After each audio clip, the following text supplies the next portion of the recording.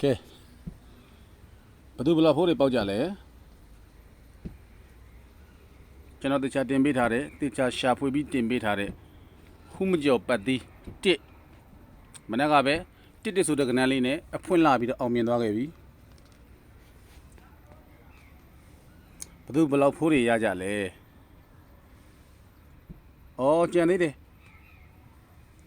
နှစ်ခွန်38အခွေလေးကိုဆက်လိုက်ထားကြနော်အခွေကောင်းတယ်ထွက်ကိုထွက်မှာဗုဒ္ဓဟူးမကြုံနှစ်ခွန်38အခွေလေးကိုဆက်လိုက်ထားမယ်နောက်ပြီးတော့ကျွန်တော်ဟူးမကျော်ပတ်တိလုံးထပ်တင်ပေးမယ် channel လေးကို like and subscribe လေးနှိပ်ပေးကြပါဘာလို့ဆိုတော့ကျွန်တော်တင်တိုင်းအမြဲတမ်းတွေ့အောင်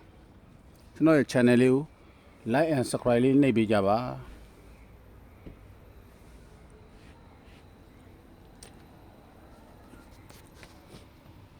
ကျွန်တော်ရဲ့အမျိုးတွေအမြဲတမ်းပေါက်အောင်လဲကျွန်တော်ဘက်ကကဏ္ဍတွေကိုအမြဲတမ်းရှာဖွေနေပါတယ်